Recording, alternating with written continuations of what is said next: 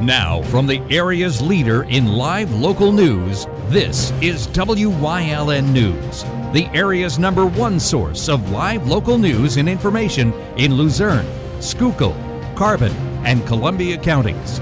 WYLN News starts now. Good evening, and thank you for joining us on WYLN News. I'm Joel Cordero.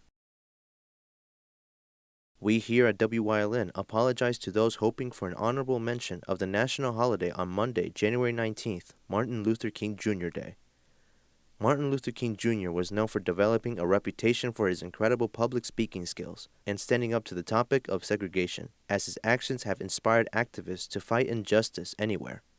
The quote King, "Injustice anywhere is a threat to justice everywhere." We know through painful experience that freedom is never voluntarily given by the oppressor. It must be demanded by the oppressed. By leading the American Civil Rights Movement, King inspired landmark legislation such as the Civil Rights Act of 1964 and the Voting Rights Act of 1965. These acts helped end legal segregation and protect voting rights. Martin Luther King Jr. had a dream, and currently it is up to us to make that dream fully visible. Today's weather is slightly warmer than the past few days. However, it won't stay long. In the next coming days, not only cold temperatures will make its return, but also a chance of snow showers where it can affect transportation for the weekend. This morning, snow showers passed through in parts of the northeast area, which may create some icy spots for the commute. On Friday, the Arctic air will return with clouds and some sun, where on Saturday, it will be the calm before the winter storm. By Saturday night and Sunday morning, a winter storm will start into our area and will continue through early Monday. Be sure to bundle up when going outside and be cautious on road conditions when traveling. State police in Monroe County arrested a woman for allegedly driving under the influence and fleeing police on Tuesday. State Trooper Justin Kikira tried to pull over 35-year-old Amanda Alito of Nisquohoning on Route 940 just before 5 p.m. for having an expired registration that belonged to a different make and model. Alito did not stop when Kikira put his lights and sirens on to pull her over, which led to her running red lights and stop signs, and veering into oncoming traffic at high speeds. The Pocono Mountain Regional Police threw down spike strips, taking out one of her tires, and a state trooper got her to stop using a technique called the pit maneuver. Once in handcuffs, Alito was read her rights and told police that she did not stop because she knew that she already had warrants and did not want to go to jail. She allowed a search of her vehicle where officers found a white pill and rolled up dollar bill containing drug residue. Alito is currently being held in the Monroe County Correctional Facility on $75,000 bail and is facing a DUI and fleeing and eluding police charges. The Pennsylvania State Police are looking for anybody that might have been a witness to an attempted homicide last week. 48-year-old Adam Taylor rammed his truck into his ex-girlfriend's car and then fired shots from a rifle into the back windshield. State police in Martinsville are asking any witnesses to call the department at 570-368-5700 or email Trooper Webb at loweb@pa.gov. Coming up on WYLN News, a competition is making its debut for musicians in northeastern PA. Plus, another obscure national holiday is coming tomorrow. But first, we'll take a look at our 5-day forecast brought to you by the WYLN Weather Kids. We'll be right back. Brought to you by Lehigh Valley Health Network, part of Jefferson Health. With LVHN Same Day Next Day Cancer Care, you can get a video visit with a clinician within 48 hours following a cancer diagnosis. Learn more at lvhn.org/cancercare.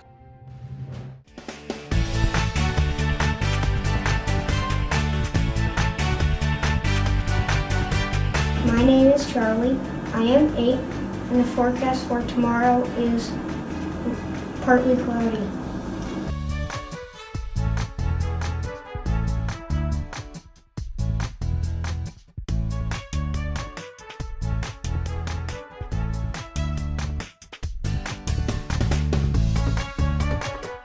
We want your child to be our WYLN Weather Kid. Your child can be our feature weather reporter of the day on WYLN News and WYLN social media posts just by using your smartphone or any video recording device. It's easy. All ages are welcome, from toddlers to teens. To find out how, go to the weather section of WYLNTV.com or look for our post about it on the WYLN News Facebook page. Submit your Weather Kid video today.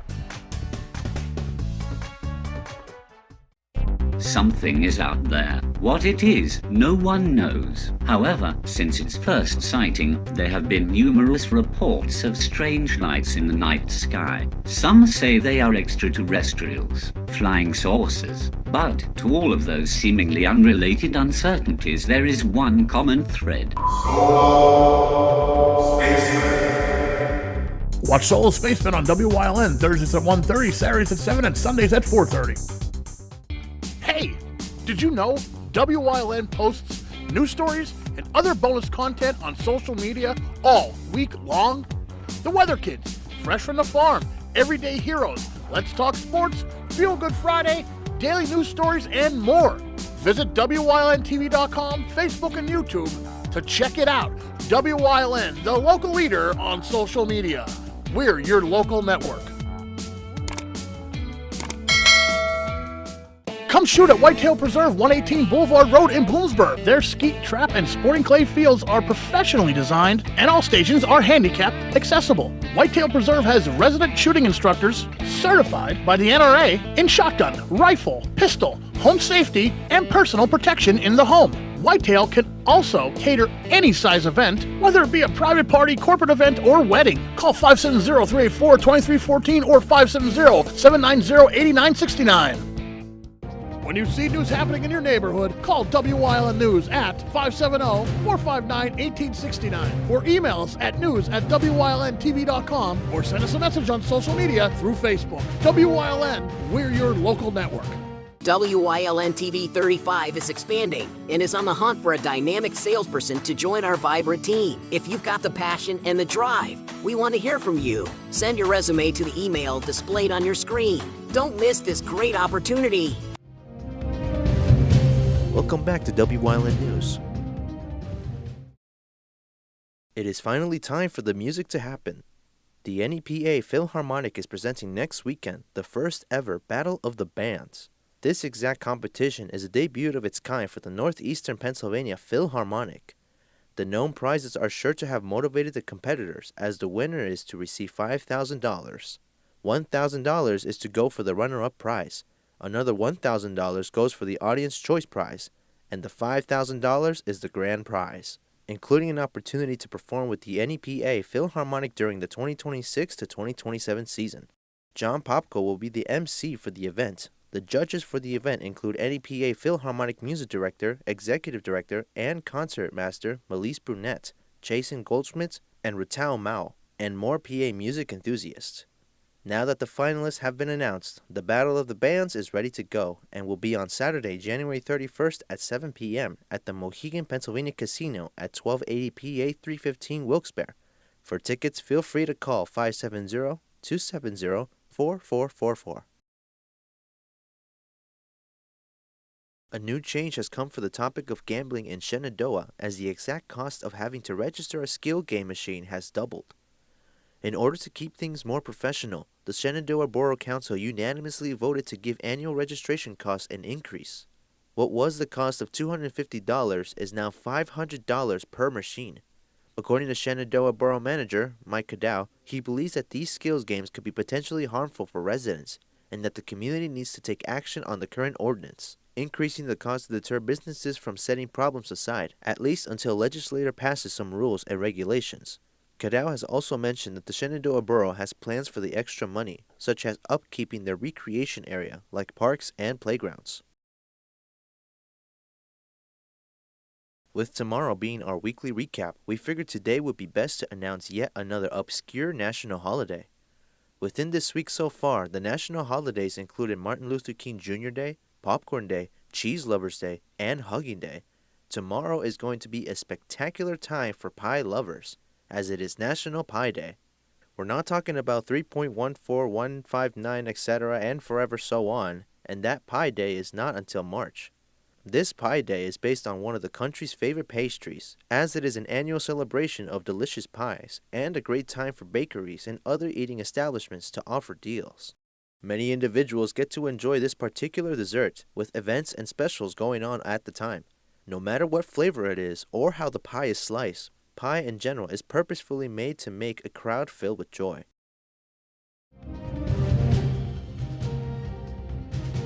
coming up on Drum's News Choice. Wyln historian Chris Fulmer leads us down the path through history with Hazleton Part 2. And stay with us in Wyln. We'll be right back.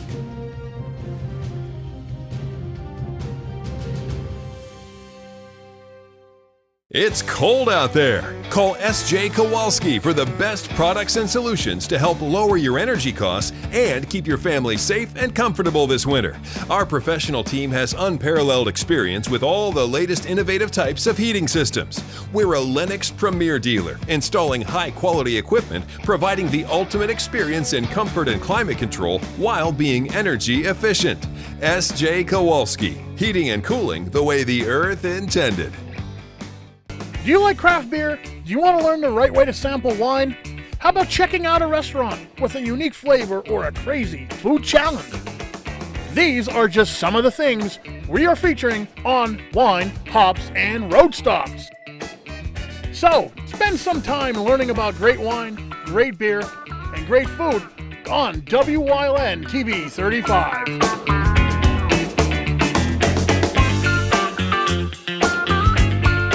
Wyln TV 35 is expanding and is on the hunt for a dynamic salesperson to join our vibrant team. If you've got the passion and the drive, we want to hear from you. Send your resume to the email displayed on your screen.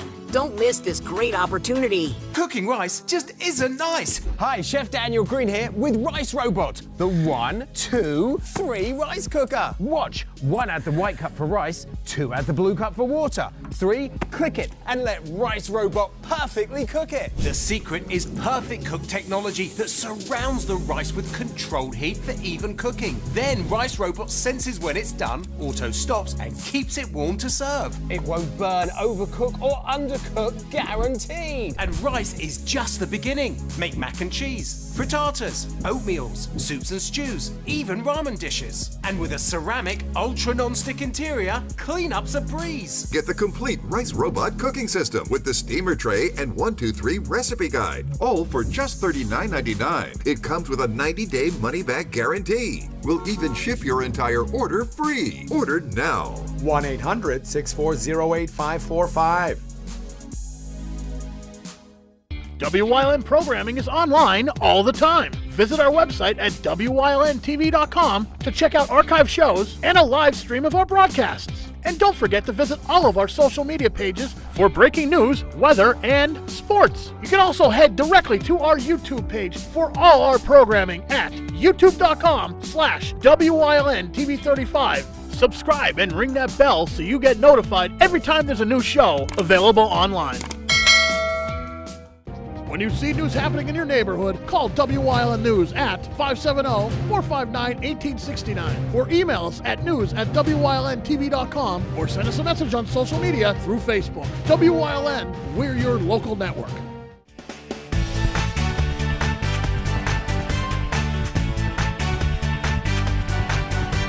My name is Charlie.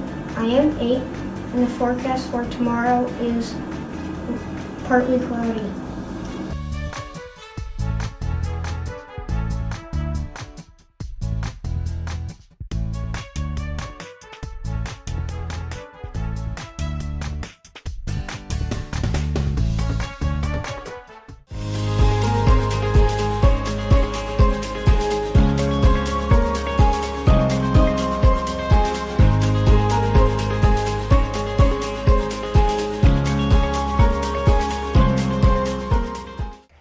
As the 1890s dawned, Hazleton was still largely experiencing good times. In 1891, it was formally incorporated as a city, and later that year became only the 3rd city in America to have a citywide electrical grid established.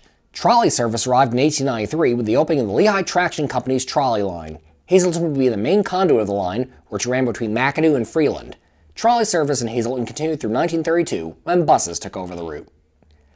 In 1892, an amusement park was established at the western end of the new city, Hazel Park. Built on picnic land owned since 1861 by local businessman Alvin Markle Sr., Hazel Park was a rare place where class held no sway. The families of poor miners could enjoy a day of fun with the families of their wealthy employers. Several roller coasters would serve as the park's signature attraction over the years. The first, a figure-8 style roller coaster, debuted in 1905. It ran until 1922, when it was replaced with the Greyhound coaster. The Greyhound carried guests through 1939. Other rides at Hazel Park include a carousel, train, tumblebug, Ferris wheel, whip, airplane ride, Mystic River ride, funhouse, scrambler, and an old mill ride. In addition to the rides, Hazel Park also featured a vaudeville theater that opened in 1909, as well as a dance hall, tennis courts, a bowling alley, and boating on its lake. Many local ethnic groups celebrate their heritage at Hazel Park, with German Day, Irish Day, Italian Day, and Welsh Day being just a few of the celebrations of the city's diversity. John Philip Sousa and his band would make a memorable appearance in 1912, giving sellout performances during the afternoon and evening. The park was also a site of fun during the winter months, when ice skating and sleigh riding on the property were common. Hazel Park survived the Great Depression and the loss of trolley service in 1933, but could not outlast the rise of television and automobiles. After 64 summers of fun, it closed for good in 1956, its land today occupied by Hazel Park Meats. Despite all of Hazelton's outward prosperity, though, deep in the mines, discontent was growing. As with other miners in the anthracite region, Hazelton area miners lived barely subsistence lives, slaving away countless hours for mere pennies, forever indebted to the coal oligarchs, many with prestigious Hazelton names such as Pardee, Markle, and Van Wickle, who in contrast lived like kings. With this setup, it was only a matter of time before the storm broke, and in August 1897 it did, triggered when Mine Superintendent Gomer Jones assaulted a teenage mule driver picketing James's excessive new mule tending rules at Honeybrook near McAdoo. In no time, miners all around the Hazelton area, many new immigrants to America from Italy, Poland, and Slovakia, went on strike and vowed to shut down all the mines they could to force ownership to give them raises and recognition of the United Mine Workers Union. The strike would ebb and flow over the next few weeks, but when the mine owners failed to follow through on promises, the strikers marched into Hazelton on September 3rd, shutting down 4 mines along the way. Furious, the mine owners appealed to Luzerne County Sheriff James L. Martin, himself a former miner who escaped life under the earth, to raise a posse and stop the strike at once. Martin, though knowing he was on shaky legal ground, nonetheless raised a force close to 100 deputies. Thus, the battle between management and labor would come to a head on the afternoon of Friday, September 10, 1897, when miners at Harwood vowed to march through Hazelton to Latimer, northeast of the city, to openly lend their support to the miners there who would decide to unionize. And so they set off unarmed, with 2 American flags at the head of the column. Sheriff Martin and his deputies confront them in front of Hazelton, but violence was averted there when Hazelton's police chief offered the compromise with the marchers going around the city instead.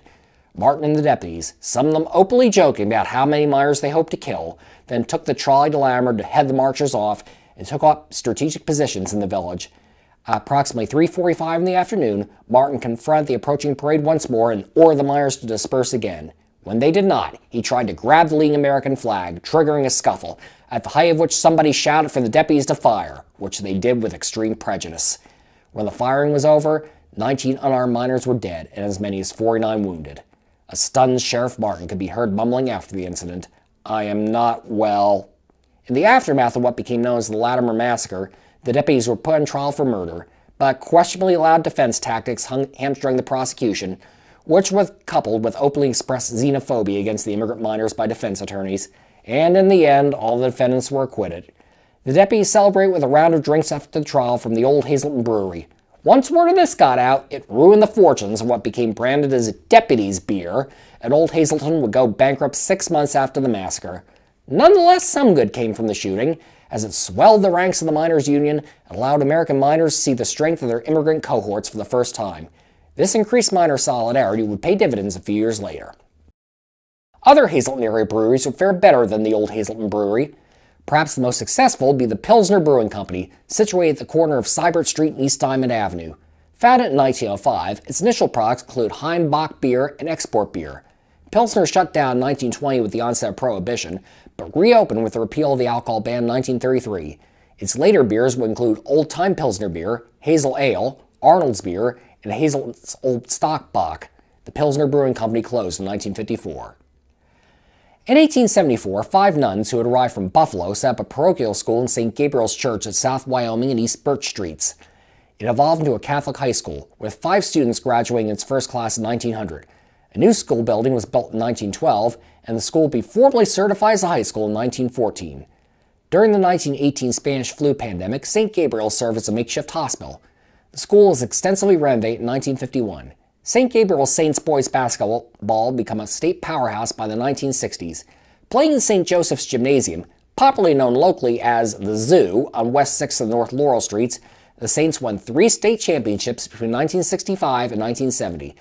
The 1965-66 team was coached by future Hall of Fame Notre Dame coach Digger Phelps. Declining enrollment and financial woes led to the closure of St. Gabriel's High School in 1972. The school building remained in use as a preschool and kindergarten building through 1991, when it was merged into Holy Spirit Academy. The building was demolished in 1999. As the 20th century dawned, the silk industry would set down its roots in Hazleton as the town searched for a wider economic base besides coal mining. As it would happen, French silk magnate Jean-Léopold Duplan was looking for a new location for one of his mills that he was relocating from South Bethlehem. He was at first not convinced of the mountain city's viability, considering the heavily industrialized parcel of land intended for the factory not up to his standards. But Hazleton city officials won him over with a financial offer, taken up from citywide collections that he could not refuse. Opened in 1899 at the corner of North Wyoming Street and East Diamond Avenue, Hazleton's Duplan Silk Mill would become, over its lifetime, the largest silk mill in the world, and the Hazleton area's second largest employer after the area's mines, with close to 2,000 employees at its peak. It would become the site of a large-scale strike in 1913 that would bring the leadership of the radical International Workers of the World to town to request the strikers drop membership in the American Federation of Labor's textile union and affiliate with them. IWW founder Big Bill Haywood, who would subsequently lead the Wobblies, as they were known, to a bigger silk mill strike in Paterson, New Jersey a few weeks later, and noted activist Margaret Sanger both came to Hazleton to rally the strikers.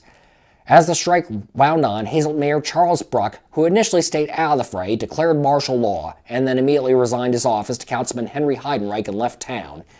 Eventually, the strike would be settled, and Duplan would continue to roll out fine silk products until it closed in 1953.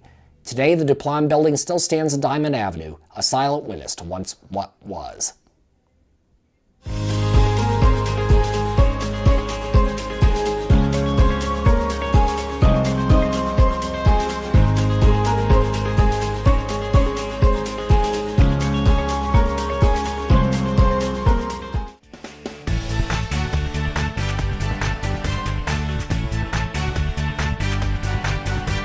My name is Charlie.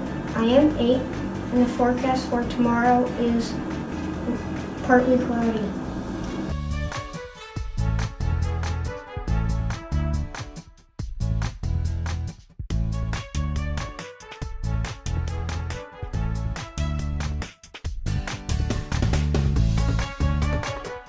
Come shoot at Whitetail Preserve, 118 Boulevard Road in Bloomsburg. Their skeet, trap, and sporting clay fields are professionally designed, and all stations are handicap accessible. Whitetail Preserve has resident shooting instructors certified by the NRA in shotgun, rifle, pistol, home safety, and personal protection in the home. Whitetail can also cater any size event, whether it be a private party, corporate event, or wedding. Call 570-384-2314 or 570-790-8969. Something is out there. What it is, no one knows. However, since its first sighting, there have been numerous reports of strange lights in the night sky. Some say they are extraterrestrials, flying saucers. But to all of those seemingly unrelated uncertainties, there is one common thread. Solo Spaceman. Watch Solo Spaceman on WYLN Thursdays at 1:30, Saturdays at 7, and Sundays at 4:30. Are you looking for a trustworthy publishing company to publish your book? One that understands the process and upholds Christian values in its business practices? Introducing Covenant Books, an author-friendly publisher who shares your beliefs and wants to publish your story. Call us today to get a free author packet to help get you started. We realize your book is unique, personal, and written with a higher purpose. That's the content we're looking for. We provide authors freedom and flexibility throughout the publishing process, with professional book editing, award-winning design, and some of the highest royalty structures in the industry. Covenant distributes and sells your book online and in bookstores everywhere. We convert your book in ebook format and sell it on Amazon, Apple iTunes, and to these distributors. Our authors love us. So if you've written a biography, a devotional, a memoir, self-help, or any genre, we can help. Be like these authors and get your book published and sold today. Call right now for your free writer's guide. 1-800-215-3680.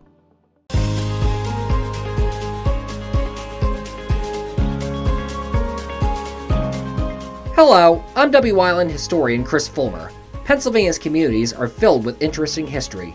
Come with me as we discover the people, events, industries, and other historic facets of local towns.